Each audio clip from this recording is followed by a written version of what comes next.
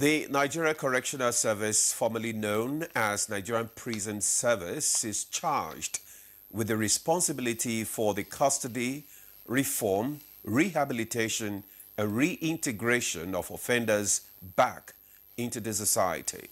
And for some clarification on what you just said, the Nigerian Correctional Service is a federal phenomenon with the responsibility to oversee the welfare of inmates, treatment and rehabilitation. It also oversees the medical needs of the custodians. However, following allegations of corruption, abuse of power, torture, cruel, inhuman and degrading treatment against the Nigerian Correctional Service, the federal government established a probe panel towards fact findings in a bid to reform the agency. Indeed, the panel has concluded its second public hearing as it affects the bad state of infrastructure, poor feeding program, complaints of inmates, ex-inmates, and of course the families of inmates. That's true, Larry. The panel also heard from staff and former staff of the Correctional Service, the judiciary, as well as it concerns adjournment of cases and high number of awaiting trials, law enforcement agencies and lawyers under civil society groups who have championed defense of many inmates who can't afford the services of legal representation.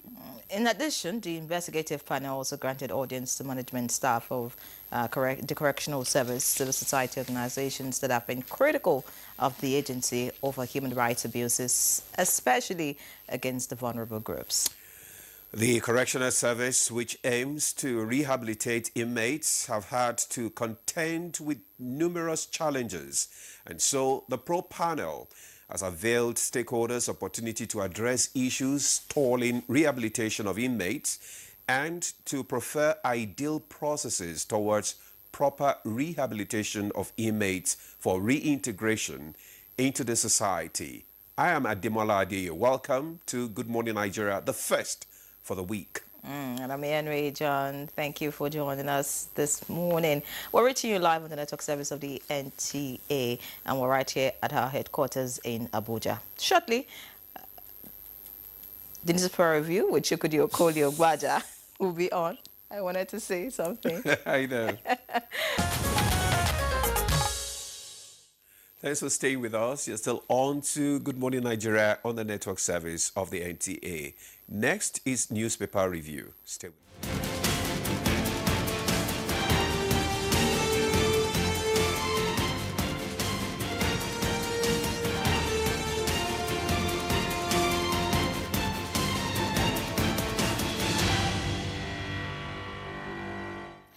Our newspaper reviewer, Chukwudi Abuja, is right here this morning. Chukwudi, good morning to you. Good morning, my dear. How are you today? Very well, and you?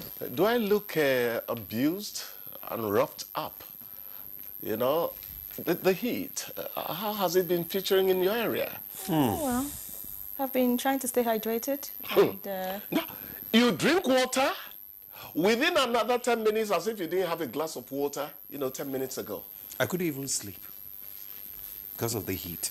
You don't have light, you're on band A. What happened? No, not because of that. Even with the... He's on the lower rungs of band A. No. We had light, actually. We had light. Just that Band boy. I don't like to sleep. I don't The like to only sleep. band way is Sabina Ekiti Community School band. Sukudi. Oh, you needed company. That's why you were hot. Please, can we go for the papers now? All right. Let's see what the papers hold this morning. We'll begin with the Blueprint News paper this morning, and it leads with $1.7 billion liabilities by 45 oil companies. Reps recover 28.7 billion naira from Chorus Energy, Seplat. The rider, 199.3 million naira of 6.8 billion naira excessive charges from banks too. All right, away from that, we have NDLEA naps 2 behind U.S. Italy-bound cocaine in prayer beads. That's on page 16. Allegations of fraud unfounded, false. That's coming from First Bank. Below the picture story, we have don't allow emotion dictate your decisions. Lamido tells Ed Rufai. The riders blast ex-governor over call for opposition to join PDP, go and take up teaching job. APC chieftain tells Ed Rufai. All right, troops arrest 2 notorious bandits, recover weapons in Plateau. Fubara's crisis caused by bad advisors. That's credited to Wike. Finally, we have in a green strip at the bottom of the front page of the blueprint, Ramadan, NOA reaffirms commitments to national unity, civic responsibility. That's on page 7. Let's see this Nigeria next. This Nigeria leads with reps recover 28.7 billion naira from oil companies. Public Accounts Committee probe into $1.7 billion debts. The Federation account of 45 oil companies yields results. That's on page 2. And besides the masthead, NDLEA seizes large consignments of drugs across 6 states. FCT. That's on page 24. Below the lead story, we have Abalama Kalabari stand still as Ijo honor Wike. The writer, he has done a lot to empower Josons more than any other person in recent times. That's on page 13. And finally, we have over 1,300 persons die from diphtheria. NCDC named Kano, Bauchi, Yobe, Katsina as high burden states. Demola. Okay, thank you, Yanre. I have the Vanguard newspaper with me, and just above the nameplate, Rivers Government Assembly in Wall of Words over budget presentation. Fubara frustrating implementation of Supreme Court judgment. Rivers Assembly. Details on page 47. Serap sues Akpabio over Senator Akpoti Uduahan's suspension. Details on page 10. Then we have the global trade war. Naira value depreciates amid forex outflows. CBN intervenes with $50 million as Naira depreciates to 1,600 Naira. Currency dealer lament dollar scarcity, project further Naira depreciation. Banks not selling dollars to us. BDC operators seek CBN's intervention. Strange disease kills 5 Kebbi varsity students. Details on page 46. We won't follow El-Rufai to SDP. Lamido, details on page 9. Then we have FIFA 2026 World Cup qualifier. Amoriche list, 13 pros for Super Eagles showdown. Then we have the Mr. and Mrs. My mother has woken up before everybody in the house, cleaned everywhere, cooked breakfast, and fixed the laundry. That's village life for you. And the wife replies, oh, baby, let mama stay with us so I can learn more about village life. Did you hear that? No, I mean, that's the way to solve the problem. Of course, it argues for you. Abalama, what's the community you mentioned there? Abalama Kalabari. Yes. You see, playing the ethnic card is the bane of African politics. Of course, what's happening now is it's not every job person that doesn't like me and all that. But you begin to ask yourself, how much does it help us as a people to grow politically? If I keep on remembering that your Egba people must help you against my Inuani people, those things don't lead anywhere. The more we de-emphasize ethnic politics, the more likely it is for the so-called dark continent to stir before it begins to grow. I am not a pessimist, but if Africa continues to play the ethnic and sometimes the religion card, it's not going to grow in real terms. So whatever is happening in Rivers, let them forget the ethnic card.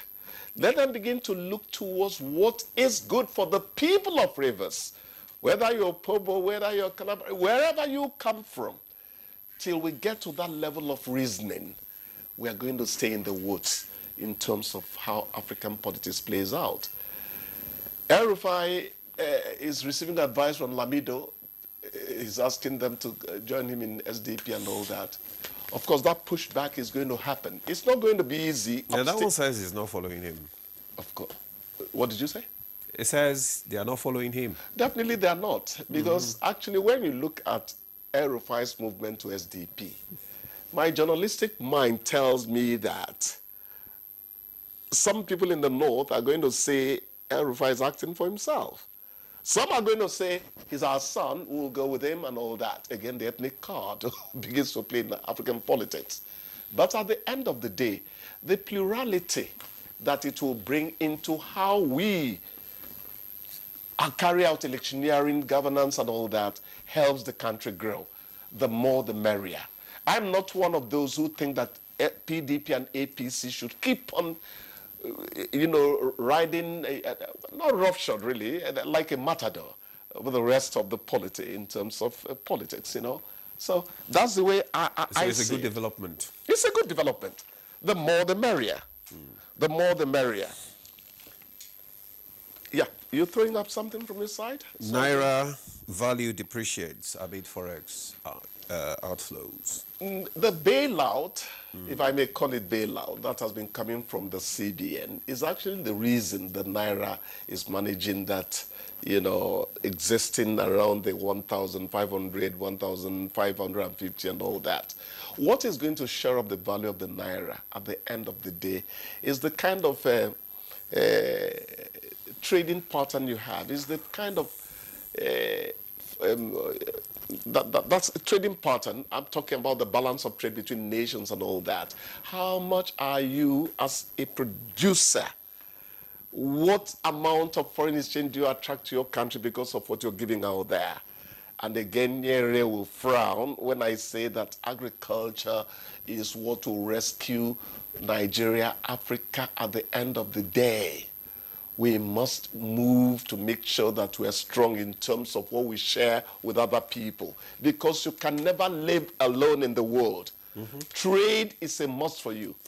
Donald Trump is going to rescind some of his tariffs over time, because he's finding out that it doesn't work that way. It's a committee of nations. Rub my back, I rub your back. If you depart from that, over time you pay for it. No one has it all. There are so many things I need from Demola. There may be things Demola needs from me as well. Nearest additional mathematics, I would have loved to have it, so that there would never be such a thing as Chukwudi writing mathematics 3 times and filling it 4 times. I hope I've made you happy. Anyways, another interesting story is what the reps, or rather the House of Reps is doing, and recovering. The recovery. Yes. Yes. The first question is, why should companies owe? Why? Must you be asked to do the needful? Or must you be begged or probed or questioned? The basic things you have to understand about the legislature is how they work. They work in either plenary or committees. But away from how their work is structured, the oversight function of the legislature can never be wished away. When some people think that the presidency is everything, the first bastion of democracy really is the legislature. That's the one that is representative of communities within Nigeria, if I may, districts within Nigeria. The people's true representatives. So their oversight, if it helps them do things for us, I think that shows up the belief or the potency of democracy. That's what I want to like to concentrate on. Because if they could get it from the oil companies, they could also get it from all the other people who have become predators. Exactly. While we are the prey. That's the point. And they're making profits. It's really sad. Oh, they are. They're making profit, but you get away with virtually anything you plan against the green, white, green. Impunity reigns.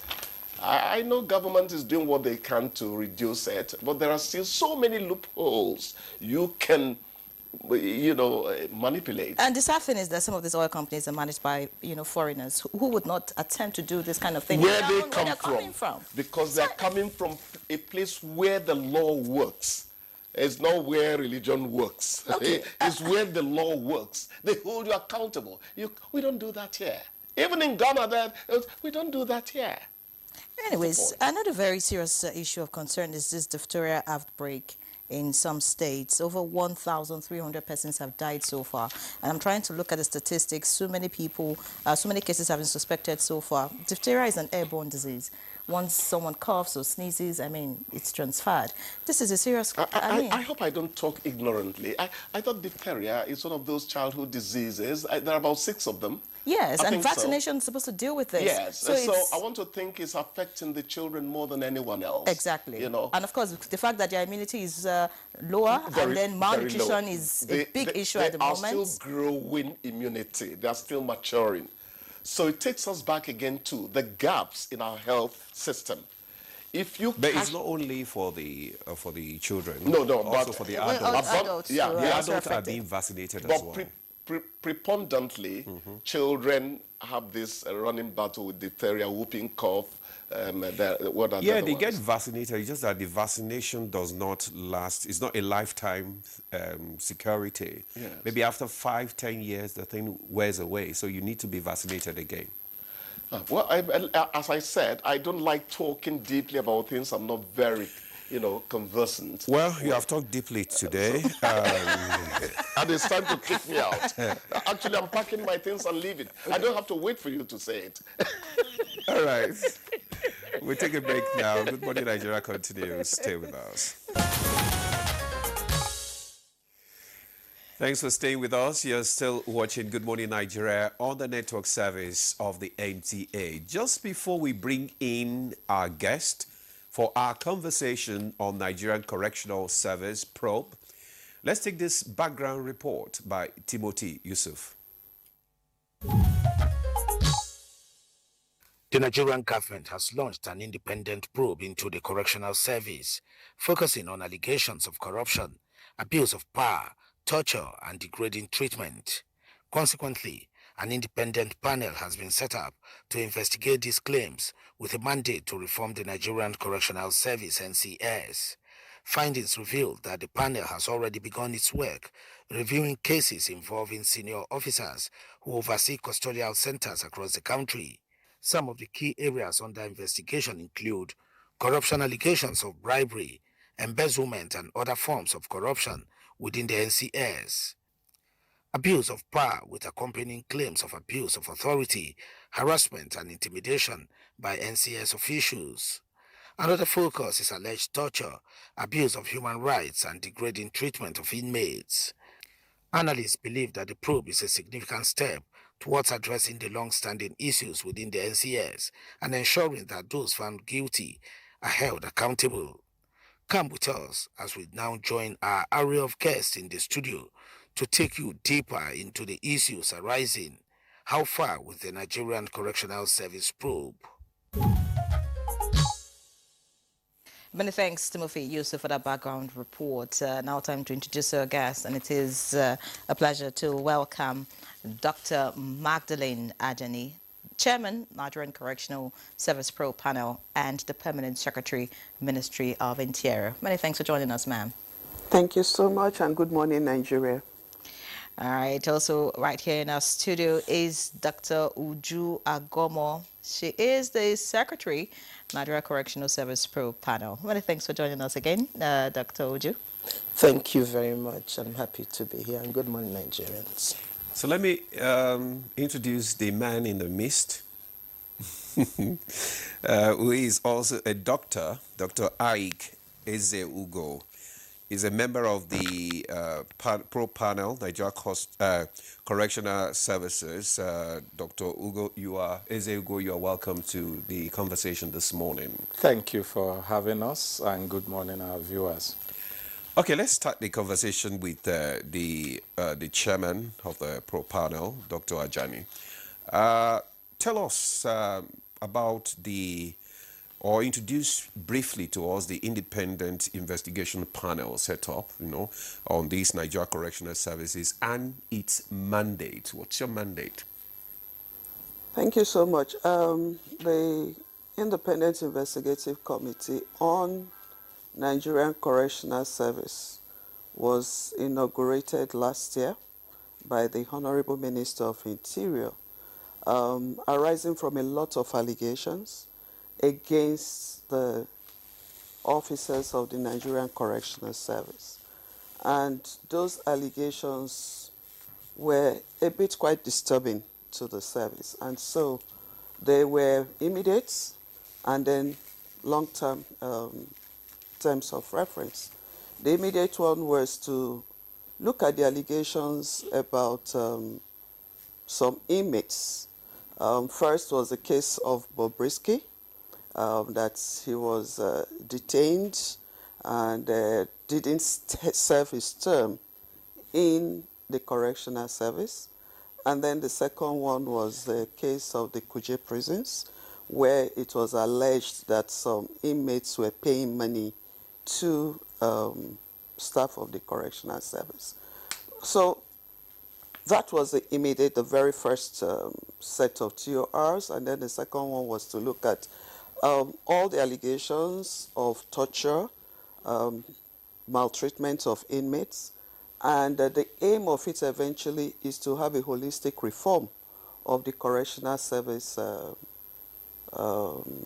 agency. So those are the things that we are to focus on. The first one, of course, we have submitted the reports, and then the second stage is still ongoing because this investigative committee is working over a period of 1 year. So we should be submitting our reports in October. You're done with the second phase, right? We're on the second phase. On the first phase has been concluded, and the report has also been presented to Nigerians. Okay. You said that it's a 1-year investigative committee. Why that long? Because we're looking more on a holistic reform in the Nigerian Correctional Service. It's not a case of witch hunting, and if you want to really go in depth to look at most of the things happening, then you have to do a thorough investigation. We have 256 correctional centers in the country, and virtually we are present in all the states of the Federation, including FCT. These are things we're talking beyond the people. We're talking about our clients, the inmates. We're talking about the structure of the correctional centers. We're talking about the services that are being rendered. So we can't sit in Abuja and then make all the assumptions. So we're out on the field looking at what is going on, talking about the investigative panel, and we are also interacting with both the staff and then the inmates in most of the correctional centers. All right, fantastic. Many thanks. You would add to that, Dr. Ezeogu. Many thanks, Dr. Ajani, for your opening comments. Maybe I should just get to Dr. Ezeogu since you want to add to what the Permanent Secretary has said. But you are acting independently in this committee. Yes, from the first report that was submitted, what really were the findings? Okay, the very first report was focused on the two cases, the Bobrisky case and then the Kuje case. With the Bobrisky case, we took our time to not just take what was flying on the media. We visited the various sites, facilities where he was sentenced to. The very first was Ikoyi Correctional Facility, and then the second, he was moved from there to Kirikiri Medium, and from Kirikiri Medium to Kirikiri Maximum. We interfaced with the inmates, the staff, and we also did some forensics analysis on where he stayed and all of that. We made the report available. There was no evidence that he did not spend his jail term in the correctional facility as claimed or as alleged. But we also found that there were some sort of privileged treatments, which we know that also they are not things that are not common in the system for now. Some of those privileged treatments were that we found that he used phone when he was there, and then he also had a room that is not in the general room, which happens in some places. Some correctional facilities have isolations for certain cases. Some of them could be either as a result of health challenge or special presentation. And one of those special presentation from what we saw is he came up with the features of a woman, which will be, say, high-risk client. You can't throw him where you have all other men. So those are some of the things we found. But the key claim about whether he spent his sentence within the correctional service or not, that we couldn't find any evidence. What are those privileged treatments? You talked about I just mentioned them. I talked about him having phone, which is not supposed to be. I talked about him having a room. The room I would not say is not supposed to be, because there are isolation. There are rooms that are meant for isolation for special cases. And I did say that some of those special cases could be either as a result of health challenge or as a result of the kind of presentation we saw. He came with the presentation of features of a woman. And then you know what it means to put him in the Under same. whose authority was he put in the special room? There are levels of control on what happens in the correctional service. There are the zonal controller, the state controller, the in charge. The decision processes originate from the in charge, who is directly responsible for the facility, to the state controller, to the zonal controller, and to the headquarters. All of that we found, and then we were also, we tried to look at what could have influenced that, even though that decision is right, because he needs to be protected. Because, you know, the responsibility of the correctional service is to take and keep in safe custody and then return to court when the court demands. So if you take somebody who have a breast, for example, and put where you have men who have not, who don't even have conjugal visit and have been in there for about 6, 7, 8 years, what you may see at the end of the day may be something that will not be good for either the inmates or for that particular one. I think they should even be appreciated for taking that decision. And so. Okay, thank you very much, Dr. Eze-Ugo. Let's get a feedback from Dr. Agomo now. You are the secretary of the Pro Panel.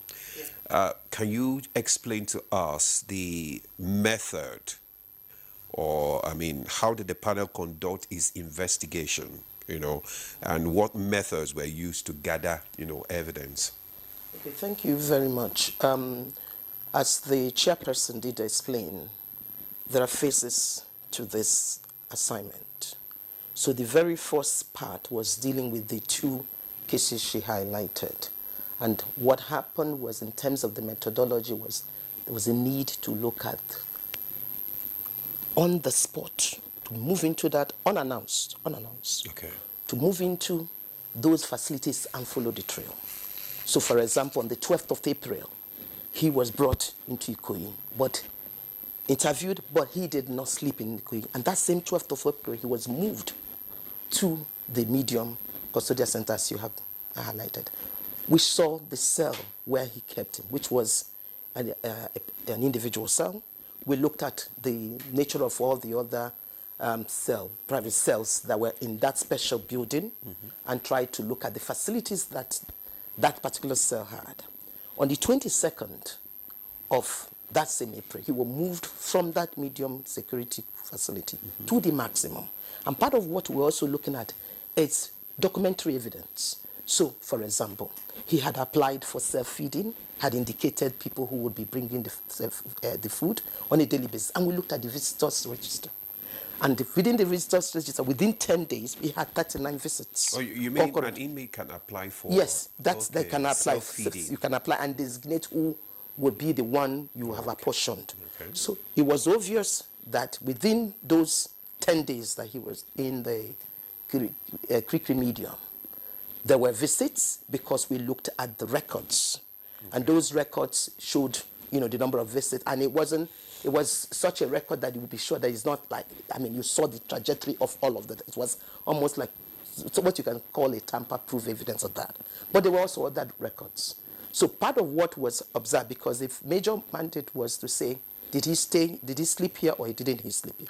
And all of the evidence we saw, including from interviewing of inmates, interview of staff, and also looking at the records, as I had said, showed that he stayed there. But in our first report, we also catalogued all of the privileges and all of the other issues that we felt needed further investigation. Okay. So, for example, what were the procedure for providing whatever privileges were given to him, and then because the idea is that it's not only about these individual cases, how can we use the information we have seen from immediate cases and then ensure that we put in place methods to ensure, that future problems will not happen. We also looked at the nature of the cell in maximum.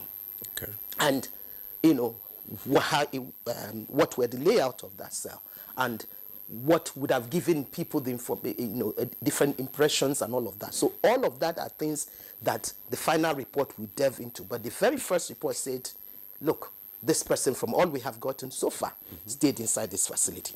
And so it's about looking at document, it's about observation, it's about using interviews and all of that, and translating all of these things to come to a particular process. And all of the things we observed that were of concern, the major thing we want to now do further is to look at what had led to what, and what are the lessons that needs to be learned, and what are the processes that need to be put in place to ensure that the standards are kept. Dr. Agomo, I remember that when this particular person, Bobrisky, was in court and he was asked whether he was male or female, I remember he said he was male. So I'm wondering, despite the features, would there be need for these extra privileges? I'm just asking. And then from the description that Dr. Ezeogu gave us about special rooms and all of that, you have dealt with the correctional service for so many years. Does it mean that if this Bobrisky case didn't come out, does it mean that we have VIP, inmates that get these special treatment? Because I'm just saying that, Bobrisky was what brought out this whole issue. So is it right that, some other inmates, maybe by virtue of their position or social status, get to be treated like inmates for real, while some others just get soft landing while in prison? Okay, so on the issue of the very first question, when if someone comes into custody, they would do a search. And if he didn't say he was a male, he would not be put in a male facility. So he declared he was a male. But physically looking at him, there were other features. Now, in some countries, there are designated facility for persons who are like that. It is, for example, in Greece, there are particular unit which included the keeping of persons who look like that. Now, this presented a peculiar circumstance that had never presented itself, and which is why part of what the panel recommended was now in terms of having a very specific procedure in terms of handling such matters. Now, you talk about the issue of privileges. Now, the issue of privileges, you find out that oftentimes the thing is that when you have privileges, these privileges have to be linked with incentive, that every inmate will understand what those incentives are, what he or she needs to do to earn the privilege. And I'll give you one example. In Ireland, for example, visits, the nature of visit that you're exposed to, whether you can meet your family members openly, would depend on whether you're a low-risk inmate and whether you are complying with the regulations. And there are some, obviously, they'll make sure that you don't even have physical contact with your family member. You'll be talking on the phone. So the inmate knows that if he wants this type of visit, this is what he needs to do.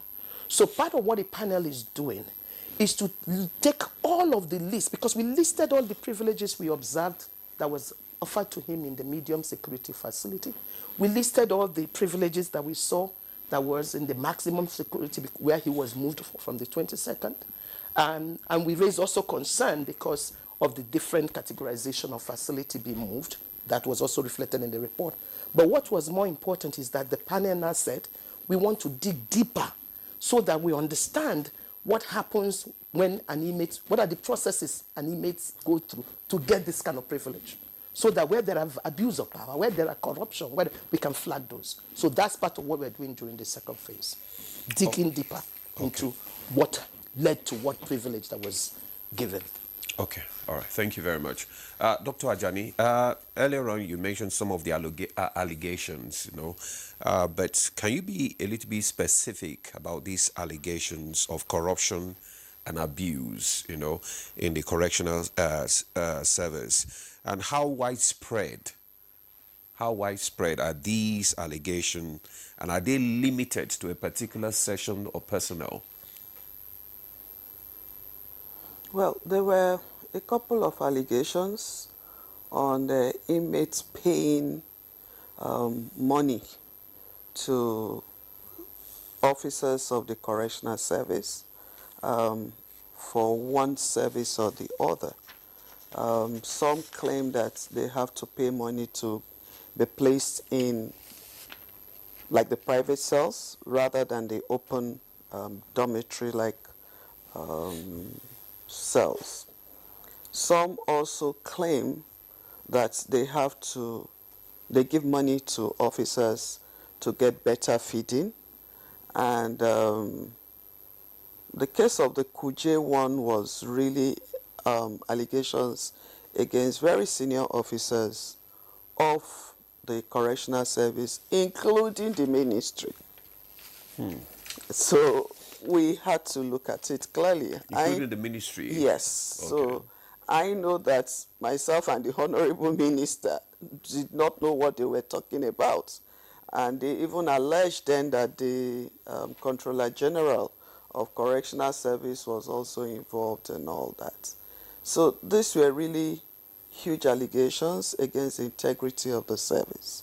And so we couldn't just take it and feel that, well, it's the usual talks and all that. But it helped us to see a couple of things.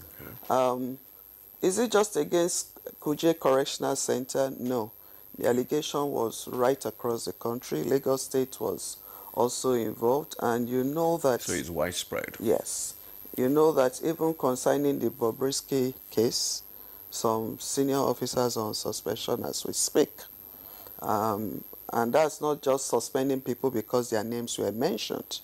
Part of the investigations showed that some of them have cases to answer. So they are facing the disciplinary procedure of the service on those allegations.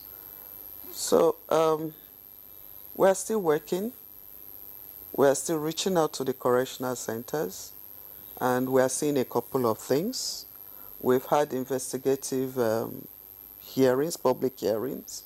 The one that we just concluded was a 2 weeks public hearing where officers of the correctional service came to at least defend themselves or answer questions to the petitions and allegations that were against them. And I must say that the service cooperated, because the acting CG definitely, we had a whole day for them to also bring up their own cases, the challenges that they are faced with in trying to manage the correctional centers and take care of our inmates. And beyond that, for all the officers who had cases to answer from across the country, he ensured that they came to Abuja, because the public hearing happened in Abuja here. They were all present. Those who couldn't come physically joined online. We had Zoom meetings where they could call in online, and then it was there to the hearing of the public. And we had a lot of live streaming of the whole session. So The reports will show whether all these allegations are true, or not. What are these challenges that they mentioned that is hindering their performance? You said they mentioned some of these challenges. Mr. Demola, I'm sure you know that most of our correctional centers, particularly the ones in the urban centers, are overcrowded. Okay? So they go beyond taking inmates beyond the capacity that they are supposed to take, for which the correctional centers were built. And this is because inmates are brought from the courts, okay, and all, when they come in, they try to at least take them first, trying to apply the act that says that if the correctional center is full to capacity, you can actually reject inmates, has been a huge problem. By the Correctional Service Act of 2019, if your capacity is full, the correctional custodian center in charge can actually write to the courts and all the stakeholders to say that our capacity is full, we can't take anybody. You do that within a week, okay, of getting to your full capacity. And it's mandatory for the stakeholders within 3 months to do things to decongest the correctional center. But what happens when they attempt to do this? A magistrate is saying, I'm not aware of this.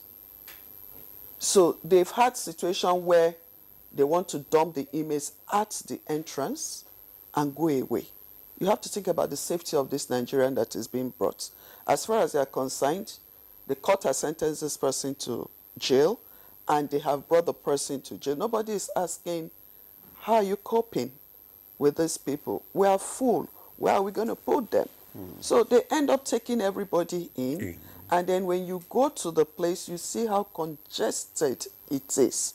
But nobody is asking any question, how are you surviving? That's in terms of persons occupying the space.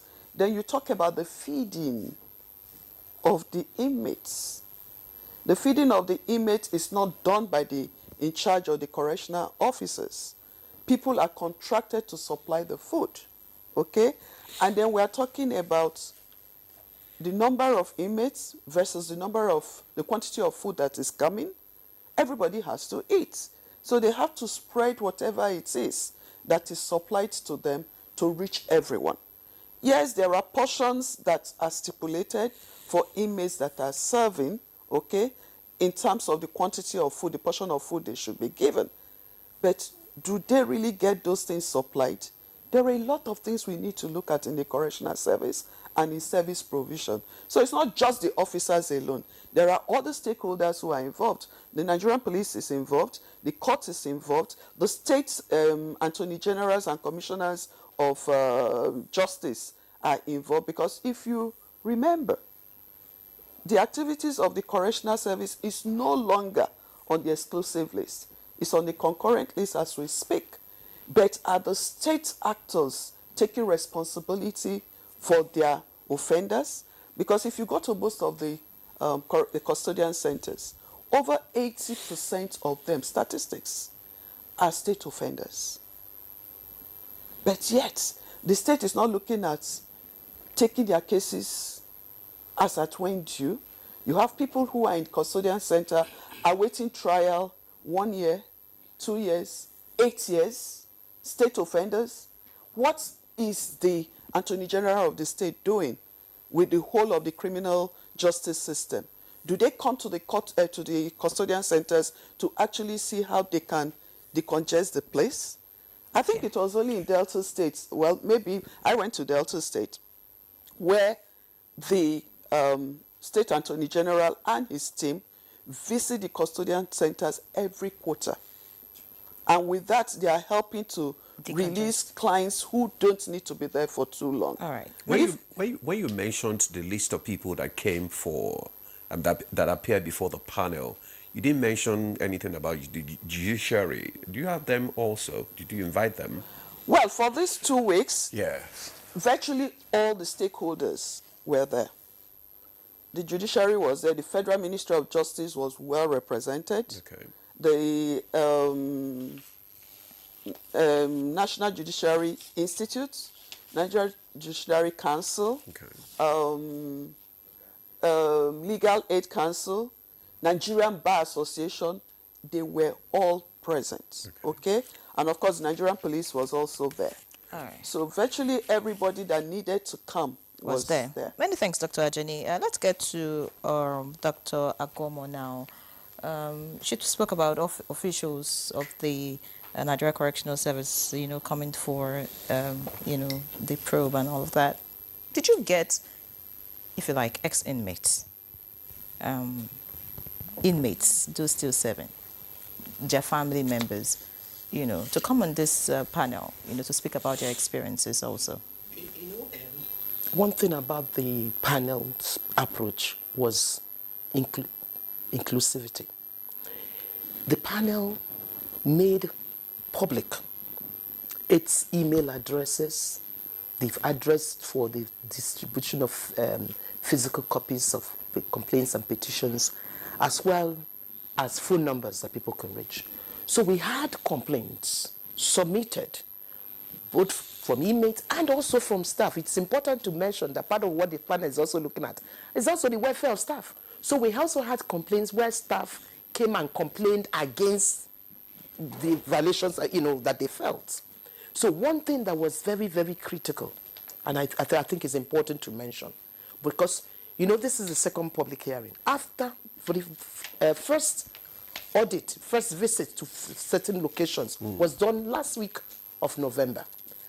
And those assessment that was done to 8 locations, 7 states plus the FCT, what happened was that between 12th and 13th of December, we had the first public hearing, which was just 2 days. And then we had reports from all over those places, including all of the terrible things and challenges and things that they observed. So that was made, and it was also a public hearing. Now, in relation to this, what was now happening was that we put on the schedule for the 2 weeks the treatment of complaints by inmates, to address your question, the treatment of complaints by staff, as well as stakeholders' consultation on the following thematic issues: feeding of inmates and utilization of agricultural centers of the correctional service, issue about high number of awaiting trial and the problems around access to justice. 2, issues around infrastructure of the correctional service. Issues around healthcare, that's another one, healthcare. We had a plethora of health professionals and associations, Association of Psychologists, Association of Psychiatrists in Nigeria, pharmacists and all of that. They were there at the panel. Then we also looked at issue of vulnerable persons in the custody, including women, children and young adults, mentally ill persons in custody, physically challenged persons in custody, and the aged and all of that. So these were the major focus in terms of the thematic areas. And we haven't stopped, because part of what the panel is also going to have is third and hopefully the last public hearing, which will do a lot around the issue of additional thematic topics to look at. So inmates did have opportunity to see. And another thing is that we also shielded them. So those who felt threatened, they could make their presentation without being identified. So that also happened. So because one of them, for example, was in a hospital. And we made sure it was just only his audio that you were hearing, in that regard, in terms of the complainants that we received. So I think one of the things that the permanent secretary said, which our chairperson mentioned, I really need to flag it, because this is for me perhaps the first time, because I was also a member of the panel in terms of the SARS. And there were times we'll be looking for particular police officer, calling them from Okuzo, they won't appear. But with this, the correctional service did not only bring the particular respondents, that is those people that were alleged to be perpetrators on each of the complaints.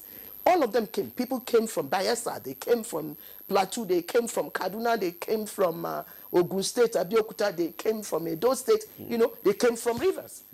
But another thing they were doing every day, because we had the specific calendar and a schedule which indicated what would be the focus of the panel each day.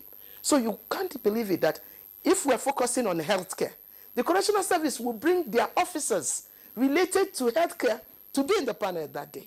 When we focused on issues around staff welfare and all that, they brought human resource and all of that, their, what they call it, their cooperative, or what they call focus, and all the rest of it, and CSIW system, which are the welfare packages that they have for staff. So that, for the panel, looked very encouraging. And that also we are believing, because there is a new person now at the head of affairs, so in the Correctional Service. So given the cooperation that the RTCG has given to the panel, we just feel that once this recommendation is there, it should give them enough impetus, because now it has a roadmap to impress Nigerians, because what the panel is trying to do is to have a correctional service that all Nigerians, in short, the whole of Africa should be happy about. Is this the first panel we're having of the this correctional is, service? Yes, this way. Yes, this is the first time what is happening. There has never, I mean, we have had instances of prison decongestion and reform, but nothing ever like this. We've had some stuff for, of course, we knew about Oputa panel, we knew about the NSAS, but this is the very first time this searchlight is being beamed on the correctional service for a holistic reform. And it is so important that part of what was also playing out is that the level of support that is needed must be such that it must be multi-sectoral. It must be such that every profession must see what it can do. Whether you are in the education, whether you are in the health sector, whether you are in the private sector, whether in the public sector. I mean, the other day I was seeing the tape from Burkina Faso. See what is happening with agriculture. You know, inmates can actually do a lot in terms of the agricultural products and make Nigeria, happy in terms of what, including the non-custodial measures. We can even have non-custodial measures in terms of agriculture. So, for example, people go and do community service in the farm. They go there every day and they are returned back. You're not bearing the cost. Okay. So we need to think a little bit more creatively, and I think that's the part of what the panel is trying to recommend. That will be part of your recommendations. We're trying to see the whole picture so that it will be a holistic and sustainable reform. Not you make recommendation and it's lying down somewhere. So part of also the approach of the panel is that issues are solved, the ones you can solve immediately. That's happening. The chairperson can actually direct that immediately, depending on the nature of what we're seeing. Which issues have you been able to solve immediately? Oh, there are quite a lot of them. I'll give you some example. There were some officers that complained that when they retired, for example, vehicle was not given the necessary staff that was supposed to be given, assigned to them. To this particular officer that was not given.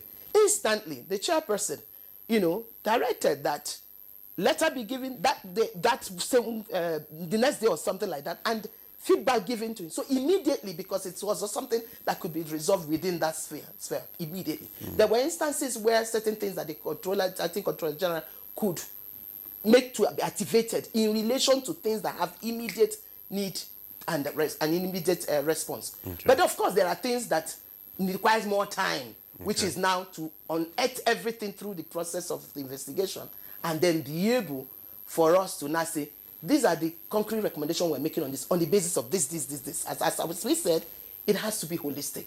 It has to be sustainable. It has to be holistic. It has to be sustainable, because we don't want tomorrow again, we are back again and say, it has to be such that we look at sustainability. Okay, Dr. Oguma. I would like to follow up on what some of the things that you said, but I want Dr. Eze Ugo to answer that question. You talked about whistleblower, so some people coming, to give evidences. What protection mechanism in place do you have in place, to protect, witnesses who come, to forward or to report wrongdoing? Okay, it comes in two ways. The very first one is that we give the witnesses the option to decide whether they want to come public or not. So nobody is compelled to come public because he or she wants to give information. So those who want to be anonymous in their whistleblowing, we take their information in a manner that does not expose them, one. Okay. And then we also have seen cases, like in one case where a particular inmate was willing to give information We asked, he said no, he wants to give the information. We took time to explain to him the implications of giving the information. He insisted that that's how he wanted to give the information. So we knew that probably he has gotten to his limit and he wants to speak up. And he also said clearly that I want to give it personally so that I can look at the faces of the individuals I'm accusing and tell them, and then I want to hear them respond to me, even though we know that that could put him at risk. When he insisted, we allowed him give his information, but we made sure that we follow up with both the in charge, the zonal, and the state controller to say we need a special protection for this person. And they assured us, and we also gave contacts and reached out to their lawyers to say, wherever you see any threat, let us know. And for the in charge, for that particular facility, we have been in touch with him for not less than 3 times since we left there, including the whistleblower himself. So, but the key protection is that whistleblowers have options. You must not come public because you want to give information. And when you give information, your information is protected. If you look at the setup of the panel, it's only 5-man panel. And the ministry, the honorable minister in his wisdom decided to make it a compact panel so that we can also be sure that whatever we are doing with respect to confidentiality of information and management of that can easily be handled. So that's what it is. Fantastic. Many thanks, Dr. Ezeogo. You said 5-man panel. We have 3 in the studio, so that means all that we need to know about this panel we have with us. We'd like to get back to Dr. Ajani. You know, while you spoke, you talk about all the other stakeholders involved in this. It's not just about the correctional service. And I'm thinking, do you see the report of this panel, you know, recommendations, you know, the way forward, being implemented to the letter?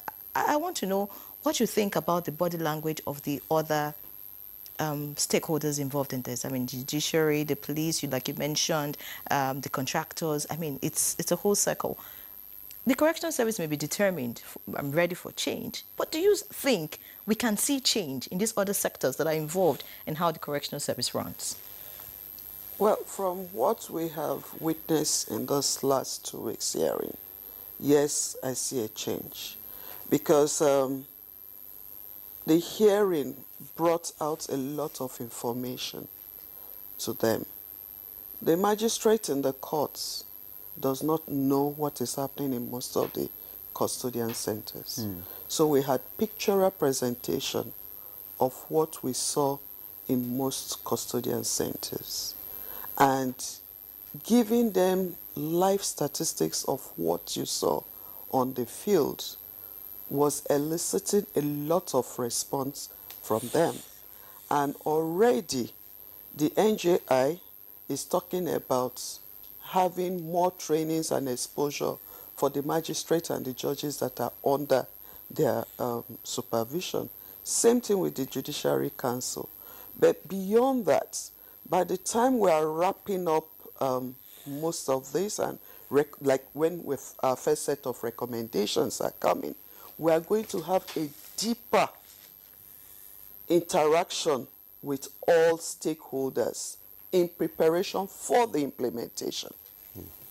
Because yes, we've found this, we've discussed it, we've gone to the depth of it to see what is causing it.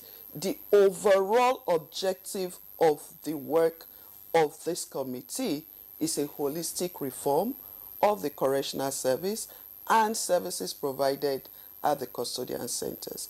So with our first draft of recommendation, part of the things we intend to do is to have a deeper engagement with all the stakeholders towards the implementation. So at that point, we'll be having conversation with all the state attorney generals of the Federation, of the states, the Ministry of Justice, the Nigerian Police Force, and all the people who send inmates to the custodian centers. And then we also need to start looking at the non-custodian measures, okay, for cases that shouldn't be in the custodian center. So we pray and hope that by the time we do that, we will be getting more response to the implementation strategies, okay, for the reforms of the service. So we are hopeful. And from what we have seen, the body languages, like you said, it's something that is achievable because nobody is really happy with what they are seeing that was presented to them pictorially. Okay, thank you very much, Dr. Ajani. Let me go back to Dr. Agumo there. And I want to just find out, you mentioned about, issue of, abuse and corruption. How can the probe ensure that those responsible for all these abuses and corruption are actually held accountable and brought to justice? I will answer you this question in two parts. But before I do, I want to connect with what the chairperson had mentioned. Do you know the way to ensure the implementation of the recommendations of this panel lie in all our hands, especially the media? And I will explain what I mean by that. We need to have a commitment from the media to make sure that these issues do not go away. You have to constantly put it in the front burner for general public discourse.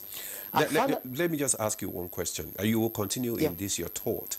Do you have any media person in your panel? Yeah, this is what we have, a media strategy. Okay. And what we did during the 10 days of sitting of this last 2 weeks, the 2 weeks, we had media across both electronic and print coming. And at the end of every session, we had a media brief. And if you look around in terms of what was coming out, you see consistency in terms of focusing on the focus for the day. Because, each day had what we were focusing on. Now, I want to come back to explain what I meant about what we need from you, the media. We found out that for policy makers to make consistent reforms, you need to ensure that both the frequency and the quality of reportage on that issue is sustained.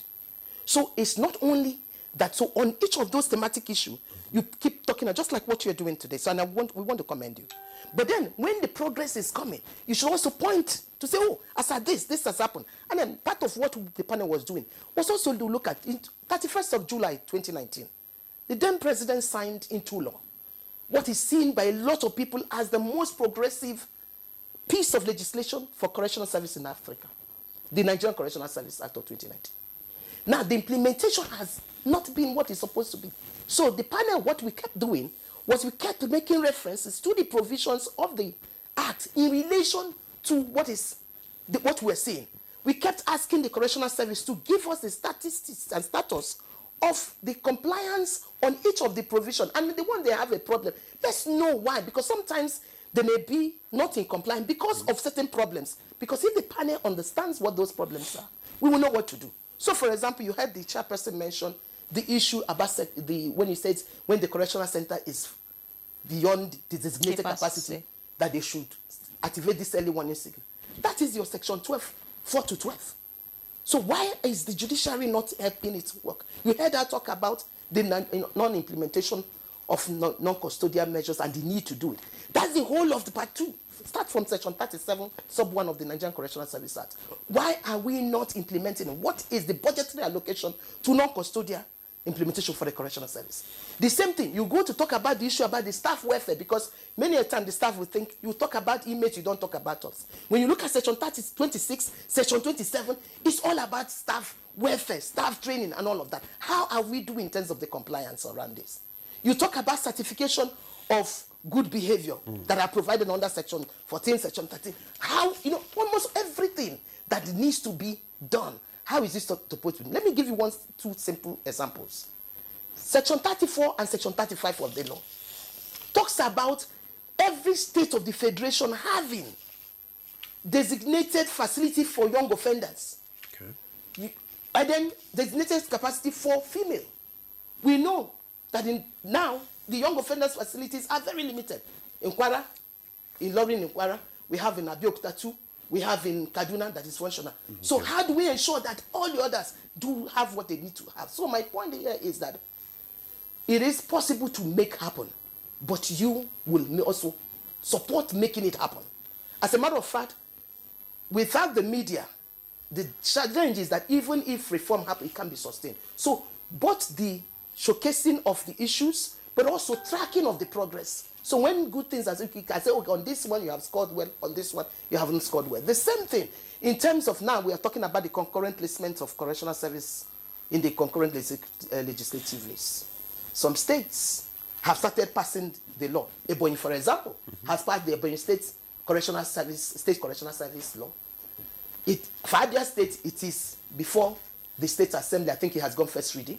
We have Anambra, we have Edo, we have Kano, we have, I think, Plateau, and maybe Adamawa and Lagos, all working on the same issue. So my point is that when you are doing that, other states can key in and know what can be done to bring the reform as that is needed. All right. But you have not answered my question, which is to ensure that those responsible for all these abuses, you understand, are brought to justice. So I told you I was going to do two parts, but I didn't want to lose the opportunity of stressing your role in that. Yes. So one of the things that the panel did was, all of the cases, because those individual cases, we are going to have report on each of the culpability of each of the perpetrators, like whoever is alleged perpetrator regarding a particular case. So I tell you, there was a particular case that we saw, but then the respondents that were indicated by the complainant when we were dealing with the matter, we now knew there were other persons who we should be talking to. And then the panels, in its wisdom, said, this should happen to it, but we need these additional ones because we want to make sure that it is the persons who are culpable that we're dealing with directly. So that will happen, and the issue will also be followed through. And the good thing is that that the Ministry of Interior is the supervising ministry of for the correctional service. We also had the board in attendance. The board that also supervises, which is in charge of our recruitment, promotion, and dismissal, and all of that, disciplinary actions. So regarding those, the processes are already put in place to ensure that, one, you will deep into know who is the real violator in terms of these particular cases that came up. But as you know, the panel looks beyond that too, to now talk about the holistic pattern, because what complaints that you have, there are many that may not have come before us. So we decide on what has come before us, but then also we use what we have seen in the case to then understand the process, to know the recommendation to make for a more holistic and sustainable impact. All right, many thanks, Dr. Agomo. Now, let's get to Dr. Ezogo. We've been talking about all the issues, but we know that, like already mentioned by the Permanent Secretary, one of the key factors responsible for how our correctional services is lack of funding. Many people have said, well, it's lack of funding. But I want to ask, is it really lack of funding or is it mismanagement of funds? I'm asking that this year, for example, the federal government has budgeted 45.2 billion for the Nigerian Correctional Service, and about 38 billion is going to feeding. I mean, every year there's always a budget, for the Nigerian Correctional Service. In your own view, because you're an independent, body in this panel investigation, do you think there are other areas that we need to deal with, away from this inmate issue or officers issue? Do you think there are other issues that are affecting the way the correctional service functions? Yes, there are. What we're doing, we are taking time to look at the correctional service, their operations, beyond what is reported and beyond what is seen on the surface. And then we're also looking at smart ways of running government enterprises. Funding, of course, is an issue, and I know it's not peculiar to correctional service because I can't point to any government agency that gets sufficient funding. I'm sure when NTA was funded by government, they never got enough. But again, that doesn't mean that there is no room for improvement in funding. For example, the amount of money currently approved or allocated for feeding cannot normally feed any person, normal person. 750 naira is what they are currently feeding with, even though there's an approval for 1,125 naira, which has not kicked off. So, and even at that 1,125 naira Per day, right? per day, per inmate per day, you know, all of us go to the market. So, you know that that's 3 square meter, I don't know whether it's triangular meal or square meal. So, we know. Nobody eats 3 square meal any longer. That's why I say triangular. So it could be triangular. But it's not even only about feeding. There is also money for infrastructure. Because I know that if government have more allocation or provisions for infrastructure, some correctional services may require upgrade or even relocation. Like some of them that where they are located when they started were good enough, but urbanization have taken over those places that they are no more good for where you keep high-risk inmates. So, and so many other things, including their logistics. The level of vehicles provided or the number of vehicles provided for correctional service operations or logistics is barely enough. And some people may not understand it. In a place where a correctional facility house inmates that are supposed to be taken to about 10, 15 local governments in a state, and they have only 2 or 3 vehicles to do that, you can imagine what it means. And court has time. Court wouldn't wait for you. So by the time they do the merry-go-round from one location to another, they may get to the end of the court where the cases have been mentioned and then stood down. And not only that, also, even the amount of money for what we have seen provided for running those logistics, it means that government need to step up.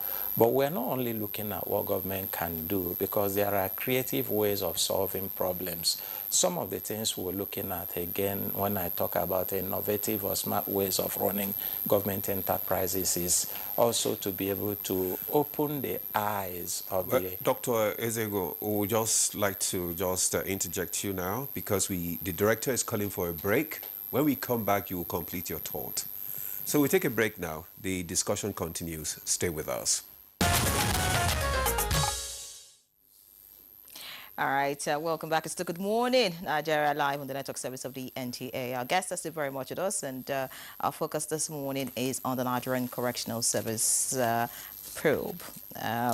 Before we went on that break, Dr. Ezogo was speaking to us about funding and whether or not it is sufficient, if there's mismanagement anywhere, and some of the other issues that the panel needs to focus on as it comes up with a comprehensive report at the end of the day. You can go ahead. Thank you. I was talking about funding. Of course, I said that there are gaps for what we have seen in funding, which means that government need to step up. But it's not just about funding.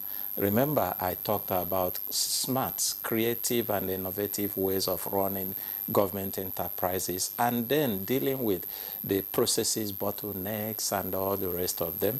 Assuming you throw in the fund and the system processes are not properly harnessed and aligned to deliver the way it should deliver, the fund will still go down the drain and not be able to deliver anything. And those are part of what we're looking at in this. A typical example, for example, we've talked about the farm centers.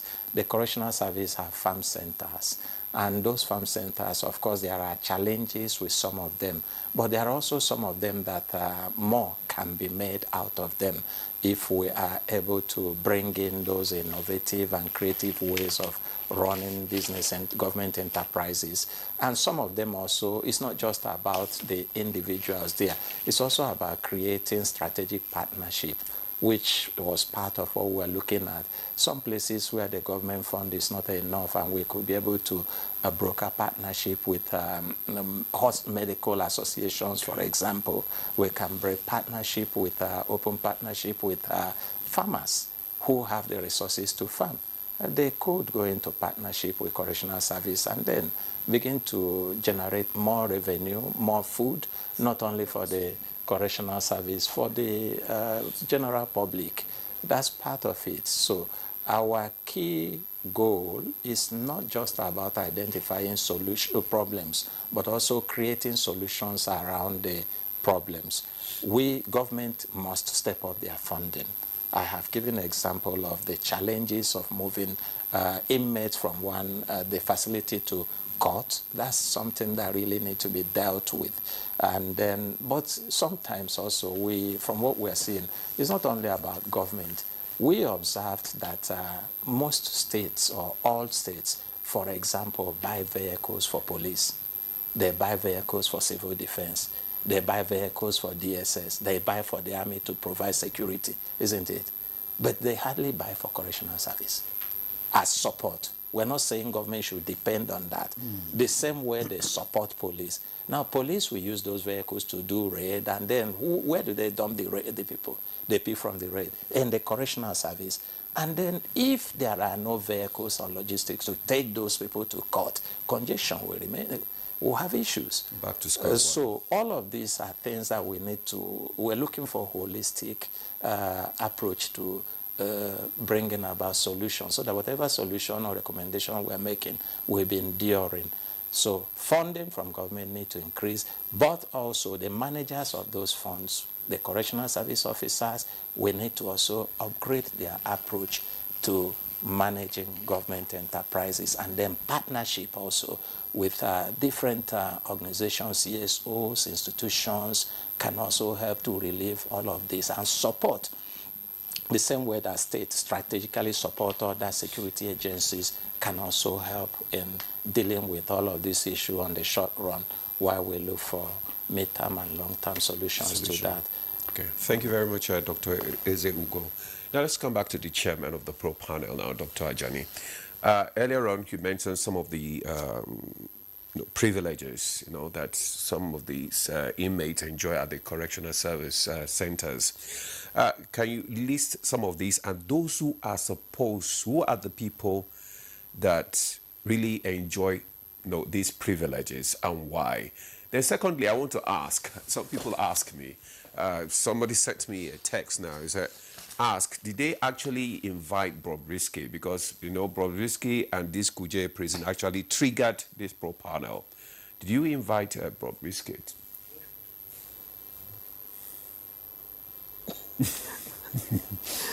Okay. When we did the first phase of this investigation, remember that Bobrisky had finished his jail term and had left the custodian center. But we invited him, and even invited his lawyer, but they refused to come. Okay, and you can't force anybody to come. All you do is do the invitation, have conversation with them. I think the legal department of the ministry engaged his lawyer, and they gave the reasons why they wouldn't want to come. But the key thing in that phase one was to establish that Bobrisky served his jail term in the custodian center. And every indication, all the records were there to show that he served his jail term. From the day he was admitted into the custodian center, even all the transfers to the day he was discharged. And the records are there for everybody to see. Okay. So what are the privileges that people enjoy? I don't want to call them privileges, like Dr. Agomo had alluded, that in different climes, there are things that would just happen, okay, for inmates. When you have a VIP or people of high social status in the society, they are there in the custodian center. Are you going to put them in the open dormitory, or where you have single rooms? Does it now say we have big thieves and small thieves? No, don't let us go there. I'm just saying. I'm just asking, because it's like someone. It's not everybody in the custodian center is not a thief. I'm just assuming that, say, for example, the crime, for example, is stealing. Some are still awaiting trial. They haven't been condemned. Okay, so those ones are innocent or proven otherwise, right? And this is just a question for me and you, okay? You have high-profile status individuals in the correctional center. We are seeing the reality of what is going on in our correctional centers. You have the dormitory, you have the isolated rooms, you have rooms where there are just probably like 2 people or 4 inmates occupying. Where are you going to put those people? Where are you going to put those people? What we are looking at is that eventually we should be able to reform our custodian center to the point that it will be comfortable for all the inmates. As a matter of fact, the UN recommendation is as much as possible for countries to begin to shift a little bit away from the dormitory life. But you know it's going to take God knows how long because of the processes. But what the panel's position, you know, remember I said to you that in that first report, we listed all the privileges. So in this second phase, we want to look at those privileges and the condition and know what are the recommendations that will flow out of it. Who are the persons that assess it? What are they legitimate? Is it in line with international practices, or are there things that needs to be changed? You know, and the point I was making earlier was the fact that privileges are used as incentive, but it has to be something that is accessible to every inmate, and the criteria has to be clear. So you need to know, what do I need to do to earn this? So if I behave well, for example, I may earn this type of visiting arrangement. I just give that as an example. So, or if I'm sick, like if people who are sick, I may need this, or if, you know, different approaches. Okay. But this is something that is part of the second phase. So I just wanted to mention that we haven't drawn up the recommendations regarding the application of privileges. That's part of what we're going to look at in this. Just a quick addition to what Dr. Ajani said. It's not just that the VIPs are given VIP treatment because they are VIP. There are practical scenarios. For example, if a governor is thrown into correctional facility, and former governor, and he is thrown into the place where you have all the criminals, the first is that there is this anger against those who are high up in the society. Isn't that why there are officials there to, you know, no, but they don't check? sleep with them inside. They won't sleep with them inside the court. But so isn't that where the correction is in the first place? That's for those people who are big, who are up there, who do what is wrong, that gets them in jail? You haven't understood me. A typical example was a police officer, the renowned police officer that was thrown to Kuje, you remember. Let's assume that there are criminals that he encountered in the course of his job, and he made them to be prosecuted and convicted, or they were going through a waiting trial, and you drop the same officer in the same cell with them. Do you think he's going to come out alive? He won't come out alive. I think the best way to understand this is when you look at the criteria for assessing any privilege, you understand. So part of that criteria could be safety. So so that's the kind. I think it's better to look at that. Yes, that's what I said. The panel we haven't fully dealt with it. All we have done so far is to list in our first report the ones we saw in the 2 facilities. Now we are also capturing the privileges we're observing in other centers. Now the next thing will now be to look at how do people assess it, what are the things we can recommend, you know, because it has to be fair, it has to be just, it has to be also compliant with international standards. But that's part of second phase work. We haven't... All right, well, we're looking forward to when the second phase report will be out, and of course when the whole investigation would end, and, you know, there'll be recommendations, and we hope that all the parties involved would, do their bit to ensure that there's a complete correction of the correctional service. But as we round off the conversation, Dr. Ajani, I'd like you to share your thoughts with us. What really... I mean, when you started as a panel, you had a target. You knew what you would like to achieve at the end of the day. As you begin to round off, you said in October you'll be done. What do you expect? What should Nigerians be expecting, really, at the end of the day? What are we likely going to see? What are the reforms that would likely be birthed as a result of this? Well, we look forward to having a reformed correctional service where both non-custodial and custodial measures are implemented, with well-managed custodian centers and all the state actors taking responsibility for what they need to do.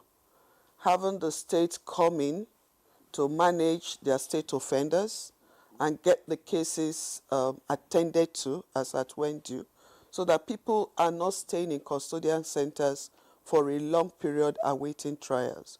We also look forward to the judiciary playing their role and making sure that cases that shouldn't be in the custodian centers are not even sent there at all. So they apply the non-custodial measures. We look at a future where underage people are not put in custodian centers with adults, okay? And we also look to the future where the welfare of the correctional officers are well taken care of. And of course, feeding our inmates appropriately with better correctional services in place in the centers.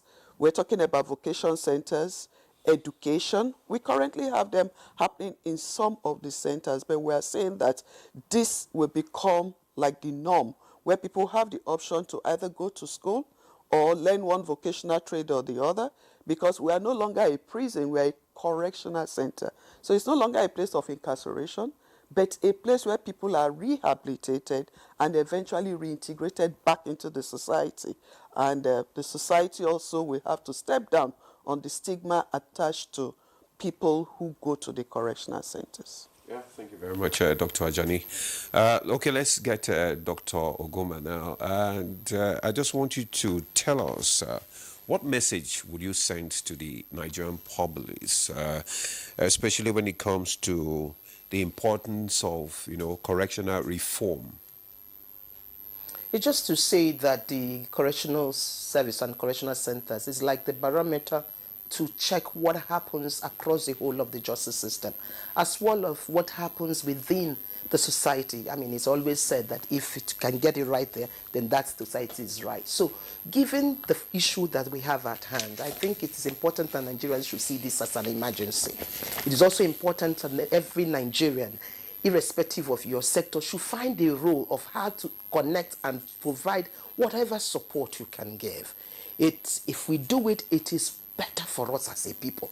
So both the private sector, public sector, and when I mean public sector, all of the agencies of government, at all of the tiers of government, the federal, the state, the local government, is also about how the voluntary sector can also key in.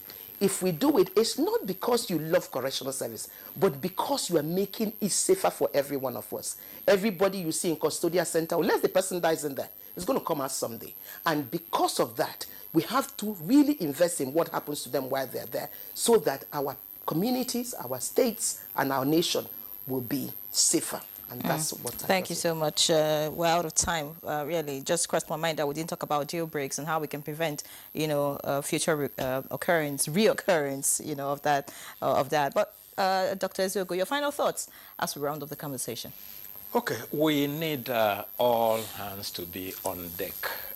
What the Ministry of Interior want to do with this is not a piecemeal approach. It is a holistic and enduring reform. And every reform that is meant to achieve its purpose starts this way.